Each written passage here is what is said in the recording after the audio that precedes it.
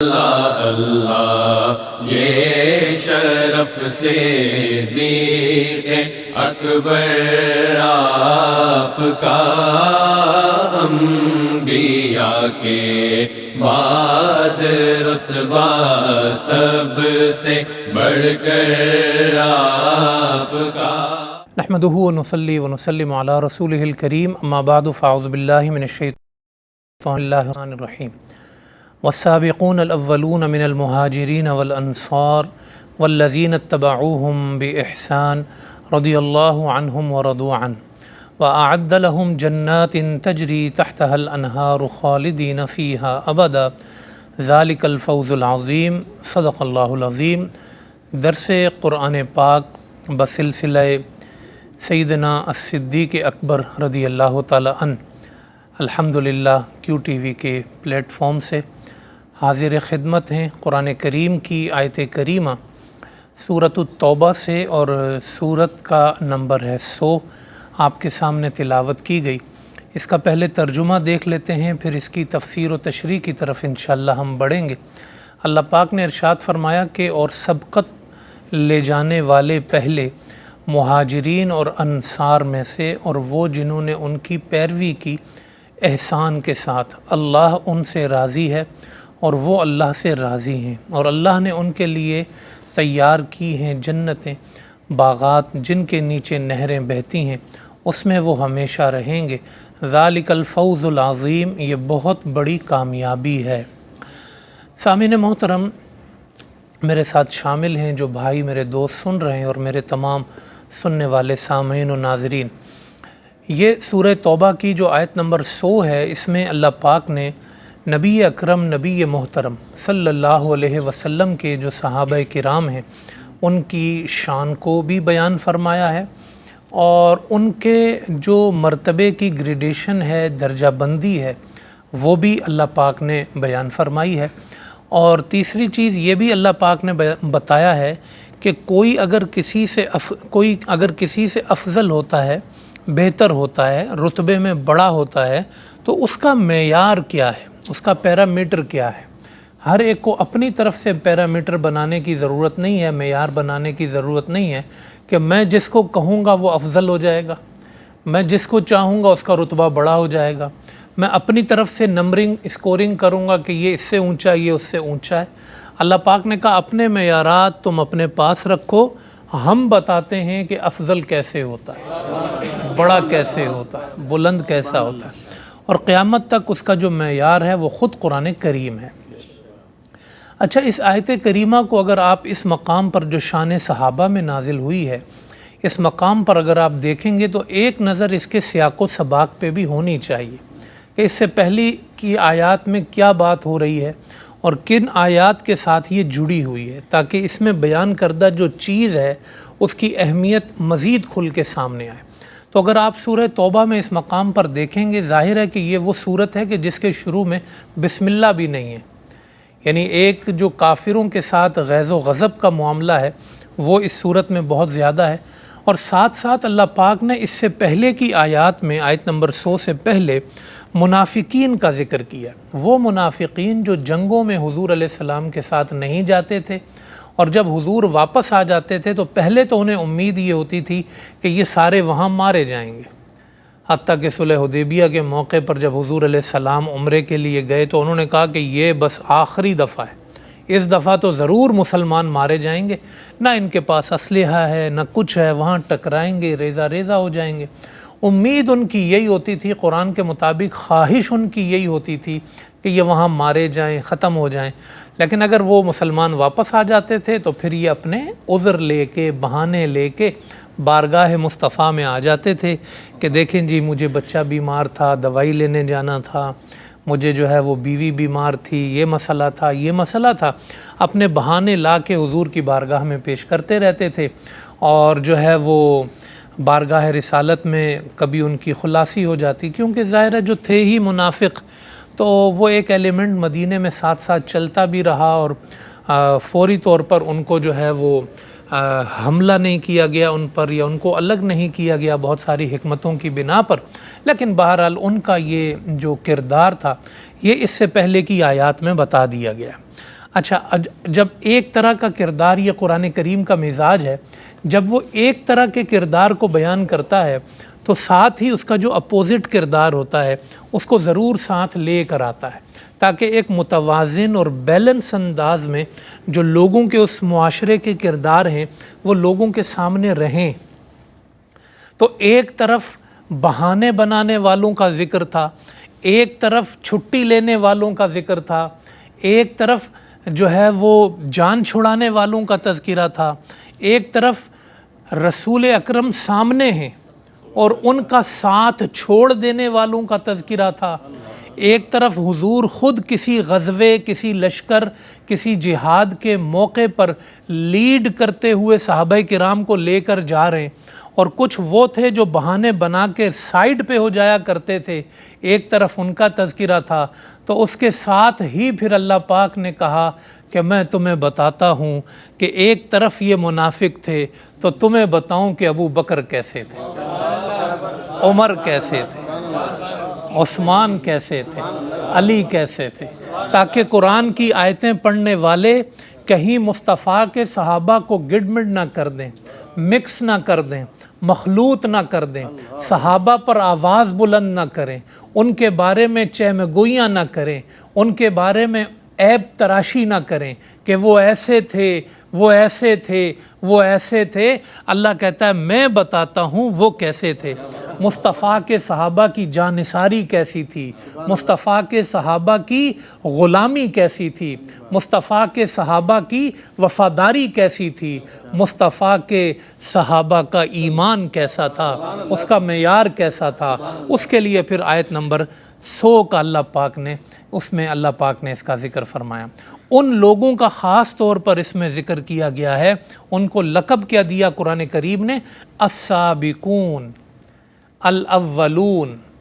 سابقون جو ہے وہ سابق کی جمع ہے، اور کہتے ہیں سبقت لے جانے والے، آگے بڑھ جانے والے، بلکہ اردو میں اس کو کہتے ہیں جھنڈے گاڑ دینے والے، جو سب سے آگے ہوتے ہیں، سب سے پہلے ہوتے ہیں، جو سب سے پہلے کسی چیز کو اویل کرتے ہیں، جو سب سے پہلے جب لوگ تردد میں ہوتے ہیں، شک میں ہوتے ہیں، سوچ رہے ہوتے ہیں، مشورہ کر رہے ہوتے ہیں، فیصلہ کر رہے ہوتے ہیں، اللہ کہتا ہے کچھ ایسے تھے جنہوں نے حضور کو دیکھ کے کوئی مشورہ نہیں کیا، حضور کی دعوت کو دیکھ کر کوئی تردد نہیں کیا، کوئی شک نہیں کیا، یہ پہلے جانثار تھے، جب حضور نے بلایا تو حضور کی صف میں آ گئے، گھر بار چھوڑ کے آئے، رشتہ داریاں چھوڑ کر آئے، مال میراث چھوڑ کر آئے، سب کچھ چھوڑ کر آئے۔ انہوں نے کہا کہ صدیق کے لیے خدا کا رسول بس ہے، انہوں نے کہا کہ ہمیں صرف حضور چاہیے۔ یہ وہ تھے السابقون، ہر چیز میں سبقت لے جانے والے، یعنی ایمان میں سبقت لے جانے والے، حضور کی غلامی میں بہت جلدی کرنے والے۔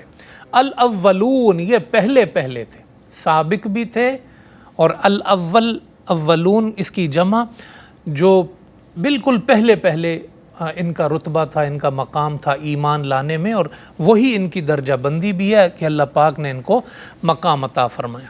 من المہاجرین والانصار، یہ مہاجرین میں سے بھی تھے اور انصار میں سے بھی تھے۔ مہاجرین آپ جانتے ہیں یہ وہ لوگ ہیں جنہوں نے آپ صلی اللہ علیہ وسلم پر مکہ مکرمہ میں ایمان لایا، اور جب حضور نے کہا کہ میں مدینے جاؤں گا تو انہوں نے حضور کے ساتھ ہجرت کی، تو مکہ میں رہ کے یہ اول اسلام لانے والے تھے، شروع کے اسلام لانے والے تھے۔ اور آپ جانتے ہیں کہ جب ماحول پورا چینج ہو، جب ایک نظریے پر، بت پرستی پر، شرک پر لوگ قائم ہوں، ایسے وقت میں اپنے ہی درمیان سے، اپنے ہی ایک رشتہ دار، اپنے ہی ایک علاقے والے، اپنے ہی ایک پڑوسی کھڑے ہو کر یہ کہیں کہ میں تو نبی بنا کر بھیجا گیا ہوں، یہ بڑی آزمائش ہوتی ہے کہ انسان اس وقت اپنی شرک پرستی کو چھوڑ دے، انسان اس وقت اپنے نظریات کو چھوڑ دے، اپنے محلے کی جو آوازیں بلند ہو رہی ہیں کہ یہ تم کیا کر رہے ہو، یہ نئی آواز کہاں سے آ گئی، یہ نئی دعوت کہاں سے آ گئی، یہ بدعت کہاں سے آ گئی، اس ماحول کے اندر جو ہے وہ ان لوگوں نے مکہ مکرمہ کے اندر آپ صلی اللہ علیہ وسلم پر ایمان لائے، حضور علیہ السلام کی دعوت پر لبیک کہا۔ مردوں میں سب سے پہلے ابو بکر صدیق رضی اللہ تعالیٰ عنہ، خواتین میں سیدتنا خدیجۃ الکبریٰ رضی اللہ تعالیٰ عنہا ہیں، بچوں میں مولا کائنات حیدر کرار علی المرتضیٰ رضی اللہ تعالیٰ عنہ ہیں۔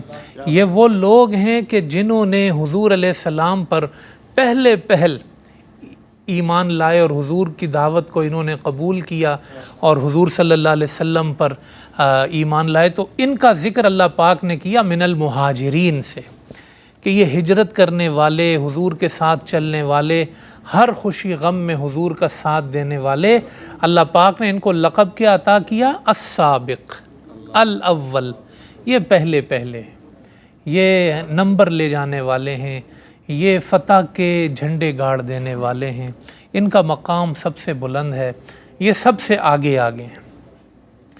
اور انصار میں جو ہے وہ لوگ کہ جنہوں نے ابتدائی دور میں اسلام قبول کیا، آپ صلی اللہ علیہ وسلم ابھی مکہ مکرمہ میں تھے، 11واں سال تھا، 12واں سال تھا، 13واں سال تھا، اللہ پاک نے توفیق عطا فرمائی مدینے کے بہت سارے لوگوں کو کہ وہ ابھی حضور کا نور مدینے میں نہیں پہنچا، مگر اس نور نے چند دیوانوں کو کھینچ کر مکے بلا لیا۔ تو عقبہ اولا ہوئی 11ویں سال تو 6 لوگ حضور کے پاس آئے، پھر اگلے سال جب دوبارہ بیعت لی گئی اس گھاٹی میں تو 12 لوگ حضور کے پاس پہنچے، اور پھر اس کے اگلے آخری سال مدینہ جانے سے پہلے جب اگلا سال آیا، یہ جو 6 گئے تھے تو 12 کو لے کر آئے، یعنی 12 ہو کے آئے، اور جب 12 گئے تو 70 ہو کے آئے۔ تو یہ جو عقبہ والے تھے ابھی حضور مدینے میں نہیں پہنچے، یہ حضور کے پاس پہنچ گئے ہیں جی۔ کہاں وہ بہانے تراشنے والے اور کہاں حضور کا نشان تلاش کرنے والے، کہاں حضور کی بارگاہ میں پہنچنے والے، یہ انصار میں سے ہیں، مدینے والوں میں سے ہیں جنہوں نے اولیت حاصل کی۔ اس مرحلے پر ہم ایک بریک کی طرف بڑھ رہے ہیں اور بریک کے بعد انشاءاللہ دوبارہ گفتگو کا سلسلہ جاری رکھیں گے۔ خوش آمدید، ہم وقفے کی طرف بڑھے تھے، اس سے پہلے ہم یہ بات کر رہے تھے کہ مہاجرین میں سے اور انصار میں سے بہت سارے لوگ ایسے تھے کہ جنہوں نے بہت پہلے اسلام قبول کر لیا تھا۔ اس میں مختلف اقوال ہیں، میں نے تھوڑی سی تفصیل اس کی ذکر کر دی تھی، اور مہاجرین میں سے جو لوگ ہیں ان کے بارے میں کہا گیا کہ جن کو اللہ پاک نے دونوں قبلوں کی طرف منہ کر کے نماز پڑھنے کی توفیق عطا فرمائی۔ جب قبلہ جس وقت بیت المقدس تھا وہ تب بھی حضور کے ساتھ نمازی تھے، اور جب بیت اللہ واپس قبلہ بنایا گیا وہ تب بھی حضور کے ساتھ نمازی تھے۔ تو جنہوں نے دونوں قبلے پائے، امام القبلتین کے پیچھے وہ دونوں قبلوں کے مقتدی بنے، تو وہ ہیں السابقون الاولون، یہ وہ لوگ ہیں۔ ایک قول یہ ہے کہ السابقون الاولون وہ ہیں جو پہلے اسلام کے بڑے معرکے یوم الفرقان، یوم البدر میں حضور کے ساتھ کھڑے تھے۔ جب پہلی دفعہ مسلمان کافروں سے علی اعلان ٹکرائے اس وقت یہ لوگ حضور کے ساتھ تھے۔ ان لوگوں کے بارے میں کہا گیا کہ یہ السابقون الاولون ہیں۔ یہ مختلف اقوال ہیں ان کے بارے میں، لیکن خلاصہ ان اقوال کا یہی نکلتا ہے کہ جنہوں نے حضور کی دعوت پر کوئی تردد نہیں کیا، کوئی زیادہ ٹائم نہیں لیا، بس جب انہوں نے حضور کا مکھڑا دیکھا، حضور کی دعوت دیکھی، حضور کا کردار دیکھا، حضور کے اخلاق دیکھے، ہر قسم کے شک سے بالا تر ہو کر یہ بارگاہ رسالت مع آپ صلی اللہ علیہ وسلم میں پہنچ گئے، اور انہوں نے السابقون الاولون کا جو ٹائٹل ہے وہ حاصل کر لیا۔ اچھا، اس میں رکاوٹوں کا بھی میں نے تھوڑا ذکر کیا تھا، وہ رکاوٹیں بھی بہت بڑی تھیں. مثال کے طور پہ آپ حضرت عثمان غنی رضی اللہ تعالیٰ عنہ کو دیکھیں. ایک طرف تو آدمی مالدار ہو تو ویسے ہی کسی کی نہیں سنتا ہے کہ نہیں.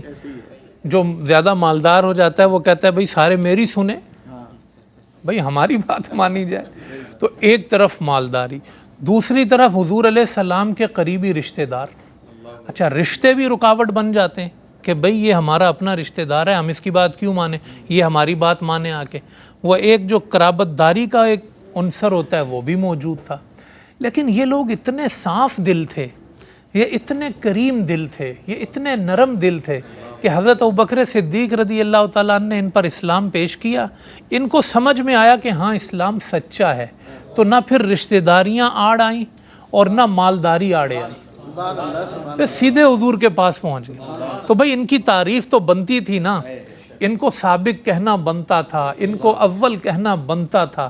اللہ پاک یہ بتانا چاہتا ہے کہ میرے بعض بندے ایسے ہوتے ہیں کہ جو میری بارگاہ میں بڑی جلدی آ جاتے ہیں، بڑے جلدی آ جاتے ہیں. امام محمد رحمۃ اللہ علیہ جو امام اعظم ابو حنیفہ کے شاگرد تھے، تو جس رات وہ بالغ ہوئے، اگلے دن وہ امام صاحب سے مسئلہ پوچھ رہے تھے کہ بلوغت جس رات ہو اس رات نماز پڑھی ہوئی ہو تو کیا نماز دوبارہ پڑھیں گے؟ تو امام اعظم ابو حنیفہ نے ان کے چہرے، ان کی پیشانی کا نور دیکھا تو سمجھ گئے کہ اپنے بارے میں یہ پوچھ رہے ہیں. تو کہا ہاں نماز پڑھ لو. تو اٹھ کے نماز پڑھی. تو بعض لوگ ایسے ہوتے ہیں کہ وہ السابقون الاولون ہوتے ہیں. زندگی کا ابتدائی مرحلہ جب آتا ہے نا ان کی زندگی، یعنی جب بالغ ہو جاتے ہیں اور احکام ان کی طرف متوجہ ہوتے ہیں، وہ پہلے دن سے بارگاہ مصطفیٰ میں ہوتے ہیں، بارگاہ خدا میں ہوتے ہیں. وہ ساری زندگی خدا کی پیروی اور اطاعت میں رہتے ہیں. اب ایک طرف ایسا بندہ ہو اور ایک طرف وہ بندہ ہے جو شروع میں گناہوں میں پڑا رہا، ایک دور گزر گیا، کسی کے 2 دور گزر گئے، کسی کے 3 دور گزر گئے، کوئی بہت آخری عمر میں آ کے اس نے توبہ کی، پھر اللہ کی طرف متوجہ، توبہ ہو گئی، اللہ نے قبول کر لیا کیونکہ دنیا میں تو دروازہ کھلا ہے. لیکن بہرحال جو پہلے پہر ہی خدا کے پاس پہنچ گیا اور جو آخری پہر خدا کے پاس پہنچا، دونوں میں فرق تو ہے نا. تو یہ قیامت تک یہ السابقون الاولون، یہ یہاں ایک ترغیب دے دی گئی ہے کہ آپ نے ترغیب یہ حاصل کرنی ہے کہ اللہ رسول کا جو حکم ہے نا اس کو جتنا کم آپ اگنور کریں، جتنا آپ اگنور ہونے سے کرنے سے بچیں، وہ آپ کے لیے اچھا ہے. جلد از جلد آپ اللہ پاک کی بارگاہ میں پہنچ جائیں. تو یہ وہ لوگ تھے کہ جنہوں نے یہی مقام حاصل کیا کہ اعلان نبوت ہوا. حضور علیہ السلام 40 سال کے ہیں، بھرپور جوانی کا زمانہ ہے اور ابھی کرنیں پھوٹ رہی ہیں، ابھی جبریل امین کا آنا شروع ہوا ہے اور ابھی وہ نور کی جھلک ظاہر ہوئی ہے. تو بہت سارے ایسے تھے جو پہلی جھلک سے مصطفیٰ کے ساتھ تھے، ساری تکلیفوں کو چھوڑ کر وہ حضور کے ساتھ تھے. اچھا، یہ پھر اللہ پاک نے دوسرے مرحلے میں ذکر کیا ہے والذین اتبعوہم بإحسان، اور وہ جنہوں نے ان کی پیروی کی بإحسان، کس میں؟ نیکی میں. جو ان کے پیچھے چلے نیکی میں، انہوں نے صحابہ کرام کو دیکھا، وہ پہلے مرحلے پر تو ایمان نہیں لائے مگر وہ دوسرے درجے کے، یعنی دوسرے اوقات میں، اگلے لمحوں میں ایمان لانے والے تھے، مگر انہوں نے پیروی کی پہلے لوگوں کی کہ ان کی راہ پہ چل پڑے. تھوڑا دیر سے ایمان لائے، کوئی صلح حدیبیہ کے بعد ایمان لایا، کوئی مکہ فتح ہو چکا ہے 8 ہجری، یعنی آپ سمجھیں کہ تقریباً 20 سال گزر چکے ہیں، 21 سال گزر چکے ہیں، اس کے بعد وہ ایمان لائے. لیکن انہوں نے پیروی کی. بہرحال وہ ٹائم آخری تھا، انہوں نے مس نہیں کیا، آ گئے، وہ حضور کی بارگاہ میں آ گئے. اور حضور تو منتظر رہتے تھے کہ بھائی کوئی آ جائے، کوئی پہنچ جائے میری بارگاہ میں. حتیٰ کہ ابو جہل، حضور کا کتنا بڑا دشمن، اس کا بیٹا اکرمہ، وہ نا بھاگے جا رہے ہیں، وہ بلکہ وہ تو کشتی میں بھی بیٹھ گئے تھے اور نکل گئے تھے. تو ان کی زوجہ جو ہے نا وہ حضور کے پاس آئیں، کہا اکرمہ کی معافی ہے۔ حضور نے فرمایا اکرمہ ہمارے پاس آئے تو معاف کر دیں گے اس کو۔ بیٹا کس کا ہے؟ ابو جہل کا ہے، اور بہت تاخیر بھی ہو چکی ہے۔ حضور نے کہا معاف کر دیں گے۔ تو زوجہ جو ہے نا وہ پیچھے گئیں ان کو کشتی سے پکڑ، بولا حضور معافی کا اعلان کر رہے ہیں، آ جاؤ۔ ان کو سمجھ نہیں آ رہی کہ کیا میں بھی معاف کیا جاؤں گا؟ تو اکرمہ اتنا لیٹ حضور کی بارگاہ میں پہنچے اور آئے حضور کے پاس، حضور نے ان کو اپنے گلے سے لگایا۔ بھائی آ تو گئے ہو نا، پہنچ تو گئے ہو نا، منزل پہ پہنچ جاؤ۔ اللہ رسول کسی کو جو ہے وہ اس کے موقع کو ضائع نہیں کرتے۔ تو والذین تبعوہم باحسان، بہت سارے لوگ دیر سے ایمان لائے۔ اب مثال کے طور پہ آپ دیکھیں حضرت خالد بن ولید رضی اللہ تعالیٰ عنہ، احد کے موقع پر یہ کافروں کی طرف سے لڑ رہے تھے، کافروں کی طرف سے لڑ، ابھی تک ایمان قبول نہیں کیا تھا، پھر اس کے بعد یہ ایمان لائے۔ تو بہرحال ایمان تو لائے، اور حضور نے کیسا قبول کیا؟ حضور نے فرمایا خالد وہ ہے جو زمانہ جاہلیت میں اسلام لانے سے پہلے بھی کبھی اس کو شکست نہیں ہوئی، اور اسلام میں آنے کے بعد بھی اس کو کبھی شکست نہیں ہوئی۔ احد میں سامنے تھے نا، تو وہ مسلمانوں کی فتح شکست میں بدل گئی تھی۔ تو یہ مطلب حضور ان کے بارے میں کہہ رہے ہیں، اور حضور صلی اللہ علیہ وسلم کہتے ہیں اگر زمین پر کوئی اللہ کی تلوار ہے تو وہ خالد بن ولید۔ اور پھر جب آئے حضور کی بارگاہ میں تو ایسے آئے کہ جو ہے نا وہ اپنے امامے میں اور اپنی ٹوپی میں حضور کا منہ مبارک سی کے پھرتے تھے۔ وہ کہتے تھے تمہیں لگتا ہے کہ خالد کے بازو طاقتور ہیں، خالد کی تلوار طاقتور ہے؟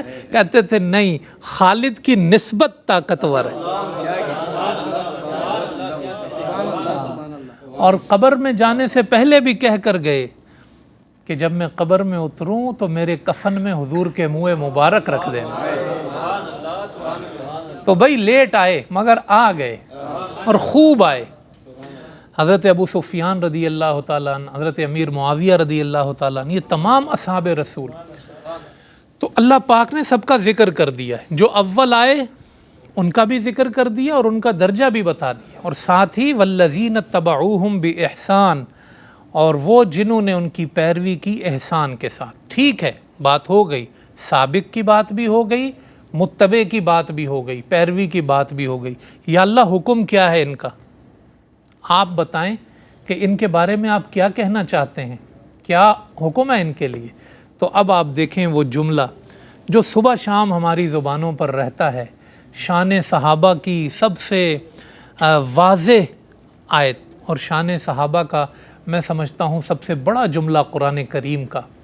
اللہ پاک فرماتا ہے بھلے جو سابق ہوں، جو ان کی پیروی کرنے والے ہوں، اول ایمان لانے والے ہوں، بعد ایمان لانے والے ہوں، من قبل الفتح و من بعد الفتح، جو بھی ایمان لانے والے ہیں، اللہ پاک کہتا ہے رضی اللہ عنہم و رضوا عنہ، وہ خدا سے راضی ہیں، خدا ان سے راضی ہے۔ لوگ کہتے ہیں کہ میں فلاں صحابی سے راضی نہیں ہوں، تو راضی ہو نہ ہو خدا راضی ہے۔ کسی بندے کی رضا کی ان کو ضرورت نہیں ہے کہ تم ان سے راضی ہو یا نہیں، رضی اللہ عنہم و رضوا عنہ، ان کا خدا ان سے راضی ہے۔ لوگوں کے بارے میں خدا کہتا ہے کہ لوگ میری رضا چاہتے ہیں، کہ اللہ ہم سے راضی ہو جائے۔ ہر آدمی یہ چاہتا ہے میرا اللہ مجھ سے راضی ہو جائے۔ قرآن کریم میں اللہ نے دونوں منظر بیان کیے ہیں۔ سورہ فتح کی آخری آیت میں کہا میرے جو صحابہ ہیں نبی کے، یبتغون فضلا من اللہ ورضوانا، وہ اللہ کی رضا کی تلاش میں رہتے ہیں، صحابہ کرام۔ تو یا اللہ وہ جو رضا کی تلاش میں رہتے ہیں ان کو کوئی نتیجہ ملتا ہے؟ فرمایا ہاں، رضی اللہ عنہم ورضوا عنہ۔ اور کسی کے بارے میں ہم کہیں نہ کہیں، لیکن اپنے نبی کے غلاموں کے بارے میں کہہ دیتے ہیں کہ ہاں وہ جس تلاش میں تھے وہ تلاش پوری ہوئی، ان کے رضا، رب نے ان کو رضا کا اعلان کر دیا۔ اور پھر کئی مرحلوں پر اللہ پاک نے اپنی اس رضا کا اعلان کیا۔ جب بلکہ ہم ایک بریک کی طرف بڑھتے ہیں، پھر اس واقعے کا بھی ہم ذکر کریں گے، آپ ہمارے ساتھ رہیے۔ خوش آمدید ناظرین، ہم ذکر کر رہے تھے کہ اس رضا کا اعلان اللہ پاک نے بارہا قرآن کریم میں کیا۔ صلح حدیبیہ کے موقع پر تو اللہ پاک نے اس وقت جب لوگوں نے بیعت لے لی حضور علیہ السلام سے، اور وہ ایک جان پر بیعت تھی کہ ظاہر ہے بڑا مشکل مرحلہ تھا، تو اللہ نے سورہ فتح میں کہا لقد رضی اللہ عن المؤمنین، اللہ راضی ہو گیا ایمان والوں سے۔ وہ جو 1500 صحابہ تھے ان سے اللہ نے اپنی رضا کا اعلان کیا ہے، اور رضا کا جس سے اعلان ہو جائے وہ بعد میں پھرتے نہیں ہیں۔ رضا کا اعلان انہی سے ہوتا ہے جو زندگی کی آخری سانس تک مصطفیٰ کے غلام رہتے ہیں، اور ان کے دل کے بارے میں بھی اللہ نے کہا کہ ان کے دل پہ اللہ نے سکون نازل کیا ہے۔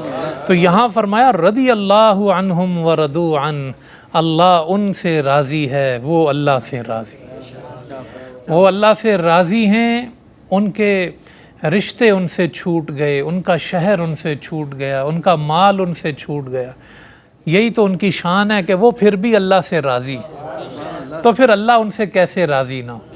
اور اللہ نے جب اپنا حبیب عطا کیا ہے، اور اپنا حبیب عطا کر کے یہ کیسے ہو سکتا ہے کہ مصطفیٰ کا فیض پھر دلوں میں گھر نہ کرے، مصطفیٰ کی جو مجلس ہے وہ لوگوں پہ پھر اثر نہ کرے۔ وہ پھر ایسے غلام تیار ہوئے ہیں کہ ان کے لیے اعلان ہوا ہے کہ رضی اللہ عنہم ورضوا عنہ۔ اور اس میں پھر خود درجہ بندی بھی ہمارے سامنے آ گئی۔ وہ جو فتح مکہ کے بعد والے تھے ان سے افضل فتح مکہ کے پہلے والے ہیں، ان سے افضل وہ ہیں جو صلح حدیبیہ سے پہلے ایمان لائے، ان سے افضل وہ ہیں جو بدر میں تھے، ان سے افضل وہ ہیں جو بالکل ابتداء میں خلفائے راشدین آپ دیکھ لیں، وہ یہ سب درجہ بندی ہے، سب کے اپنے اپنے مقامات ہیں، ایک دوسرے سے بڑھ کر مقام ہے، مگر کیا ہے کہ سب سے اللہ پاک نے اپنی رضا کا اعلان فرمایا۔ اور خلفائے راشدین میں پھر حضرت ابو بکر صدیق رضی اللہ تعالیٰ عنہ، جو بلکہ امام احمد رضا خان فاضل بریلی رحمہ اللہ نے ایک روایت ذکر کی کہ یہ دو شخصیات حضرت ابو بکر اور حضرت علی رضی اللہ تعالیٰ عنہما ایسی شخصیات ہیں جو ہمیشہ سے ہی دین فطرت پر تھے، یہ زمانہ جاہلیت میں بھی زمانہ اسلام پر تھے، انہوں نے بت پرستی کبھی نہیں کی، انہوں نے شراب سے قربت کبھی نہیں کی۔ حضرت ابو بکر صدیق رضی اللہ تعالیٰ عنہ کو تو والد لے گئے تھے، تو انہوں نے اس وقت بھی کہ ابھی حضور کی دعوت نہیں تھی، ابھی اسلام نہیں پہنچا تھا، ابھی اس وقت بھی ابراہیم علیہ السلام کی سنت پر تھے کہ بت توڑ ڈالے تھے، بتوں کو پتھر مارا تھا۔ تو ابو بکر اسلام قبول کرنے سے پہلے بھی بت شکن تھے، اس وقت بھی یہ بتوں کو توڑا کرتے تھے۔ تو پھر حضرت ابو بکر صدیق رضی اللہ تعالیٰ عنہ تمام صحابہ کرام میں اللہ پاک نے ان کو سب سے عظیم رتبہ عطا فرمایا، اور وہ خلافت میں بھی سب سے پہلے، جو خلافت میں جتنا پہلے ہے وہ رتبے میں بھی اتنا پہلے، یعنی رتبے میں بھی یہی ترتیب ہے۔ تو سب سے پہلے حضرت ابو بکر صدیق، پھر حضرت عمر فاروق، پھر حضرت عثمان غنی، پھر حضرت مولا کائنات۔ یہ حضور علیہ السلام کے بعد کائنات کے افضل ترین لوگ ہیں جن کو اللہ پاک نے اسی درجہ بندی سے مقام عطا فرمایا، اور اس کی جو بنیاد ہے وہ تقوی و طہارت ہے، وہ تقوی ہے کہ جو اللہ پاک نے ان کو عطا فرمایا تھا، اور یہی ان کا معیار افضلیت ہے۔ اب کوئی اپنے معیار سے کہ میرے پاس پیسہ بہت ہے، کوئی اس معیار سے کہ جی میرے پاس فلاں چیز بہت ہے، تعلقات بہت ہیں، جبے کبے ہیں، تعلقات ہیں، ہٹو بچو ہے، وی آئی پی کلچر میں رہ رہے، ساری چیزیں ایک طرف ہیں، لیکن وہ جو تقوی ہے، وہ جو ان کی طہارت ہے، اور بارگاہ مصطفیٰ میں جو اولیت ہے، اللہ کی بارگاہ میں جو اولیت ہے، وہ ان کا معیار ہے، اور اسی اعتبار سے اللہ پاک نے ان کو بلند درجے عطا فرمائے ہیں۔ اور صحابہ کرام کے اجماع سے یہ بات ہوئی ہے کہ حضرت ابو بکر صدیق رضی اللہ تعالیٰ عنہ کو حضور کے بعد انہوں نے مقام خلافت پہ فائز کیا اور سب نے بیعت لی۔ ان کے وصال کے بعد حضرت عمر فاروق، پھر حضرت عثمان غنی، پھر مولا کائنات رضوان اللہ تعالیٰ علیہم اجمعین۔ تو یہ السابقون الاولون میں ان کا ذکر ہو گیا، مہاجرین و انصار میں ان کا ذکر ہو گیا، بعد کے ایمان لانے والوں کا ذکر ہو گیا، اور اللہ پاک نے جو ان کو اپنی رضا عطا فرمائی ہے، اللہ پاک جو ان سے راضی ہو گیا ہے، اس کا بھی یہاں پہ اللہ پاک نے ذکر کر دیا۔ اور پھر ساتھ ہی فرمایا وَأَعَدَّ لَهُمْ جَنَّاتٍ تَجْرِي تَحْتَهَا الْأَنْهَارُ، اللہ پاک نے ان کے لیے نہریں، باغات تیار کر رکھے ہیں جن کے نیچے نہریں بہتی ہیں، خالدین فیہا ابدا، وہ اس میں ہمیشہ رہیں گے۔ ذالک الفوز العظیم، اللہ پاک کہتا ہے یہ بہت بڑی کامیابی ہے، یہ اصل کامیابی ہے کہ آپ ایمان پر ہوں، یہ اصل کامیابی ہے کہ آپ اللہ اور اس کے رسول کی بارگاہ میں ایمان کے ساتھ قبولیت کا درجہ حاصل کر لیں۔ اب اس کے بعد کوئی نہ انہیں ناکام کہہ سکتا ہے، الیاذ باللہ کوئی یہ نہیں کہہ سکتا کہ حضور کے 2 صحابہ 3 صحابہ مسلمان رہے تھے پھر باقی لوگ مسلمان نہیں رہے تھے۔ اللہ پاک نے یہ سب دیکھیں درجہ بندی کر کے تمام صحابہ سے دوسرے مقام پہ کہا وَكُلًّا وَعَدَ اللَّهُ الْحُسْنَى، اللہ نے مصطفیٰ کے سارے صحابہ سے جنت کا وعدہ لے لیا، سارے صحابہ سے جنت۔ اور یہ تمام لوگ ان منافقین سے ممتاز ہیں جو منافقین جن کا پچھلی آیتوں میں تذکرہ ہوا، جو چھوڑ کر بہانے بنا کے حضور صلی اللہ علیہ وسلم سے دور ہوتے رہے، لیکن انہوں نے ہر مرحلے پر تمام مقامات پہ اللہ اور اس کی رسول کی رضا کو حاصل کیا، کبھی بھی حضور کا دامن نہیں چھوڑا۔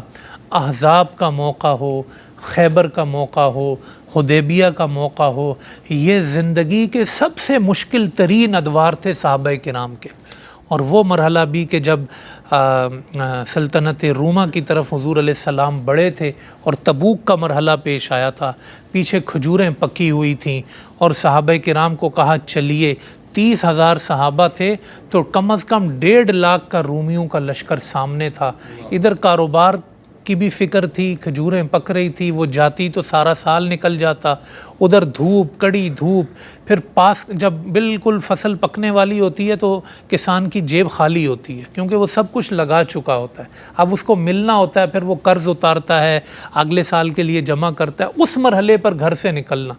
تو صحابہ نے کب مال دیکھا، کب کھجوریں دیکھی، کب سیزن دیکھے، انہوں نے کہا کہ بہار ہو کے خزاں لا الہ الا اللہ، وہ ہر موسم میں حضور کے ساتھ تھے، وہ موسمی نہیں تھے، وہ ہر موسم میں اللہ رسول کے ساتھ تھے۔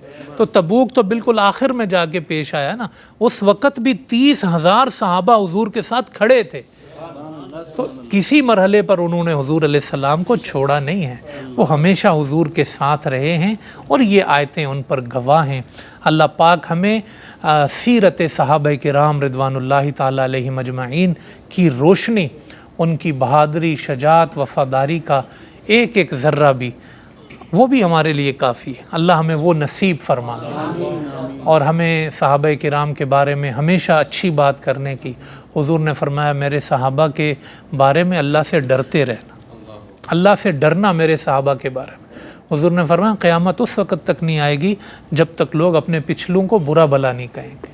آج وہ زمانہ ہے، سوشل میڈیا کا دور ہے، بیٹھے ہوئے ہیں، منہ کھلے ہوئے ہیں، کوئی صحابہ کے بارے میں بری باتیں، کوئی کس کے بارے میں۔ اللہ ہمارے ایمان کو سلامتی دے، اللہ ہمیں اپنے اسلاف کے بارے میں اچھی بات کرنے کی، بزرگوں کے بارے میں اچھی بات کرنے کی اللہ پاک ہمیں توفیق عطا فرمائے، اپنی رضا نصیب فرمائے۔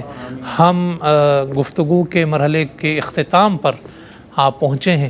اس مرحلے پر یہ بھی ریت ہے کہ سامعین میں سے بعض لوگ سوالات کرتے ہیں، تو اگر کسی کے ذہن میں کوئی سوال ہو تو وہ سوال کرے گا، تو پھر اس کے سوال کا ہم جواب دیں گے۔ جی السلام علیکم ورحمۃ وعلیکم اللہ۔ السلام ورحمۃ اللہ۔ مفتی صاحب، میرا سوال یہ تھا کہ حضرت سیدنا صدیق اکبر رضی اللہ تعالیٰ عنہ کے لیے حضور علیہ الصلوۃ والسلام نے کس انداز میں آپ کے لیے افضلیت کا اشارہ کیا، اس حوالے سے آپ کچھ فرمائیں۔ جی بہت اچھا سوال ہے آپ کا۔ دیکھیں، ایک تو آپ صلی اللہ علیہ وسلم کے بعد جو خلافت ہے اس کا معاملہ تھا، آپ صلی اللہ علیہ وسلم نے صراحتاً کسی کے بارے میں بھی اپنے بعد کسی کو خلیفہ مقرر نہیں کیا کہ بھئی یہ میرے بعد خلیفہ ہوں گے، صراحتاً اس کی کوئی وہ نہیں ہے۔ البتہ یہ ہے کہ اشارتاً جیسے آپ نے کہا آپ صلی اللہ علیہ وسلم نے حضرت ابوبکر صدیق رضی اللہ تعالیٰ عنہ کے لیے بہت ساری چیزیں قائم فرمائی۔ اس میں سے یہ بھی ہے کہ آپ صلی اللہ علیہ وسلم نے جو اپنا مصلی امامت تھا وہ حضرت ابوبکر صدیق رضی اللہ تعالیٰ عنہ کے حوالے کیا۔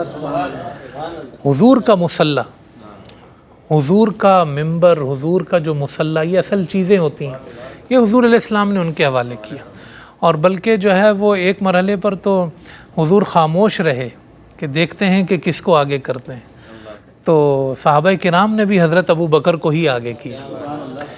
تو اس طرح کی اور بھی بہت ساری چیزیں ہیں، مگر یہ ایک مصلی اپنا دے دینا ایک بہت بڑی چیز ہے، یہ جو اس طرف اشارہ تھا کہ مسلمان جو ہے وہ ان کی شخصیت پر جمع ہوں گے۔ السلام علیکم ورحمۃ اللہ وبرکاتہ۔ وعلیکم السلام۔ علامہ صاحب، میرا سوال یہ تھا کہ حضرت علی کی حضرت ابو بکر صدیق رضی اللہ تعالیٰ عنہ کی محبت کیسی تھی؟ جی بہت شکریہ، آپ نے بڑا اچھا سوال کیا۔ اس ماحول کے اندر شاید یہ اس مرحلے کا اہم سوال بھی تھا، کیونکہ جب ہم اس طرح ذکر کر رہے ہیں کہ پہلا نمبر، دوسرا نمبر، تیسرا نمبر، چوتھا نمبر، تو کہیں سننے والوں کے ذہن میں یہ نہ آئے کہ کوئی کھینچا تانی ہے یا کوئی آپس میں کوئی فرق ہے، کوئی تفریق ہے۔ میں ایک جملے سے اگر آپ کو جواب دے دوں تو شاید وہی کافی ہو جائے، اور وہ میرا جملہ نہ ہو، خدا کا جملہ ہو۔ اللہ پاک صحابہ کرام کے بارے میں عموماً، جس میں ظاہر حضرت علی بھی داخل ہیں، حضرت ابوبکر بھی داخل ہیں، اللہ پاک کہتا ہے رحماء بینہم، آپس میں بڑے رحم دل تھے۔ بھئی خدا کی گواہی ہے کہ بھئی آپ یہ کھینچا تانیاں، یہ مناقشہ آپ دکھاتے ہیں، ہمیں تو قرآن جس اینک سے دکھاتا ہے وہ آپس کی محبت ہے۔ اور اس سے بڑا مظہر کیا ہوگا کہ حضرت علی رضی اللہ تعالیٰ عنہ حضرت ابو بکر کے بھی مشیر رہے، حضرت عمر کے بھی مشیر رہے، اور حضرت عثمان کے بھی مشیر رہے۔ میں کہتا ہوں خلفاء کے فیصلے بھی اپنی جگہ ہیں، مگر حضرت علی کا اس مجلس مشاورت میں ہونا بھی وہ کمال تھا کہ جس نے اسلام کے جھنڈے پوری دنیا میں لہرائے۔ یہ آپس کی محبتیں تھیں یقیناً۔ السلام علیکم ورحمۃ اللہ وبرکاتہ۔ میرا آپ سے یہ سوال تھا کہ حضور صلی اللہ علیہ وسلم کے بعد قرآن مجید میں کیا خلافتوں کا ذکر ہے؟ جی بہت اچھا آپ نے سوال کیا کہ حضور علیہ السلام کے بعد جو خلافتیں قائم ہوئیں کیا ان کا کہیں ذکر قرآن میں بھی ہے، یہی آپ نے پوچھا؟ جی بالکل۔ آپ اگر سورۃ النور کی آیت نمبر 55 میں دیکھیں گے تو اللہ پاک نے فرمایا وعد اللہ الذین آمنوا وعملوا الصالحات منکم، اللہ نے تم ایمان والوں سے یہ وعدہ کر لیا ہے لَيَسْتَخْلِفَنَّهُمْ فِي الْأَرْضِ، وہ زمین میں حضور کے خلیفہ ضرور بنائے گا، كَمَا اسْتَخْلَفَ الَّذِينَ مِن قَبْلِهِمْ، جیسے اس سے پہلے خلیفہ بنے تھے نبیوں کے۔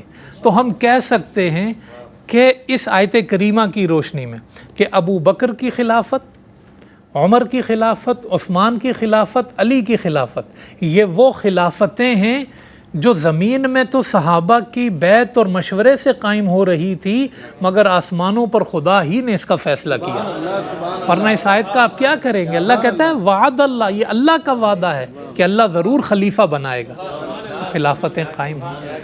تو اب ہم سوالات کا سلسلہ بھی الحمدللہ ہوا، اور اس پروگرام کے اختتام تک ہم آ پہنچے ہیں۔ اللہ اس ساری مجلس کو، ہمارے بھائیوں اور ساتھیوں کی اس حاضری کو اپنی بارگاہ میں قبول و منظور فرمائے۔ وما علینا الا البلاغ المبین۔ ہے خدا کا آپ کی ذات گرامی پر سلام، کتنا اونچا ہے مقام اللہ اکبر آپ کا، کتنا اونچا ہے مقام اللہ اکبر آپ کا۔ اللہ اللہ